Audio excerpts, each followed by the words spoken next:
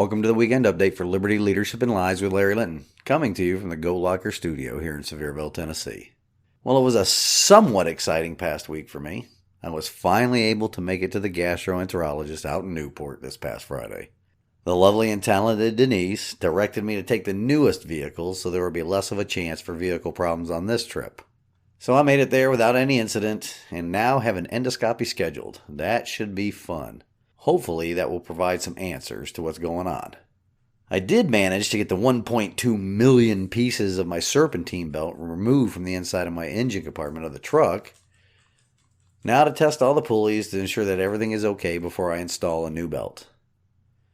Not much movement locally on any newsworthy items to cover this week, and wedding plans here are moving along smoothly to the point that Kaylee now has enough time to try some more social media engagements for the show. We'll see how that goes. For state news, I cannot begin to tell you how disappointing things are going. First of all, the state GOP Executive Committee made moves to protect all incumbents in future elections by requiring fees for any candidates wishing to run in primary elections for office, from the local offices all the way up to the governor. It's more of the same, politicians protecting their interests and not those of the electorate.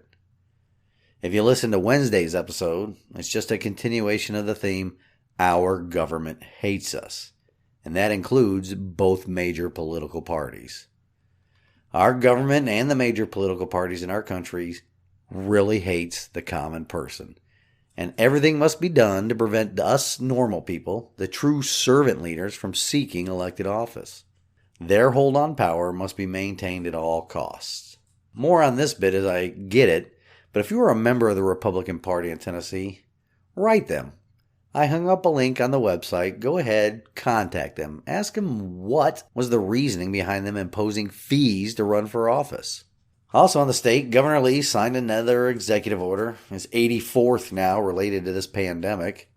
What is interesting about this executive order, it was done specifically to avoid calling the legislature into special session, to address the many tyrants that make up school boards in the liberal parts of the state and prevent them from committing child abuse by masking our children on their return to school. And of course, liberals are decrying this executive order all over the state, and it has even captured the attention of the usurpers administration in D.C.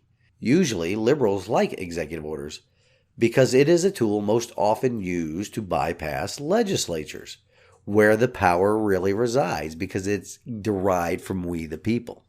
But of course, they don't like executive orders if they run counter to their dictatorial desires like this one does. Lee's executive order gave parents the ability to opt their child out of local mask mandates enacted by a school or a health board. And Karens all over the place are losing their minds. We cannot let parents be the final decision makers in the health decisions for their children. That's the government's role, right? Well, this fighting over executive orders, mask mandates, vaccine requirements is just indicative of how far we have fallen in our constitutional republic. We have lost it. These discussions would never be considered in a free society, as our nation was intended to be. It is further proof that the government, at all levels, hates us and our freedoms, and they will do anything to stop us from exercising them. To the point where they want to force us to inject ourselves with an experimental vaccine, which is proving itself to be quite ineffectual, and requiring booster shots. When will this end? I think we all know the answer to that. It is becoming more and more obvious by the day. In other state news, it seems that the evil Dr. Fiscus, you remember her, she was the pusher of the mature minor doctrine that worked for the state's health commissioner in marketing the vaccine to minors. Well, it turns out she's Tennessee's own version of Juicy Smollett. She mailed herself a dog muzzle and claimed it was people trying to send her a message to keep her quiet. But it's been proven that she purchased it herself. Yet what will happen to her for filing this false report? The same thing that happened to Smollett? Probably, which is nothing. Well, on to national news, and what can I say? It's a complete poop show. I think now would be a good time to go around our communities to those people who used to have the Biden signs in the yards during the campaign. You have to search your memory because none of them are proudly showing them anymore. And we need to personally, loudly, and quite publicly thank them for the mess they delivered our country into. You can find most of his voters at the cemetery, but if you search your memories, I know you will be able to recall the rare house that had a Biden sign in front of it. Make sure to let them know that we will be holding them accountable for their disastrous decisions. Also on the national news front, and tying in with Lee's latest executive order, the old usurper-in-chief spent more time attacking this state than he has protecting our citizens in the failed state of Afghanistan that his administration created. Also, in a complete show of DC's contempt for parental rights and threatening states with the loss of funding, the usurper's Department of Education is stating that Lee's executive order may cause our schools to lose federal funding under the pandemic relief bill that was foisted upon us by the aristocracy in DC. It's typical, using our sweat equity to threaten the states we live in.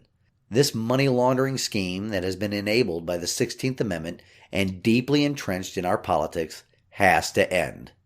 It is the way the federal government punishes the states, and the states have willingly let them get away with it for decades.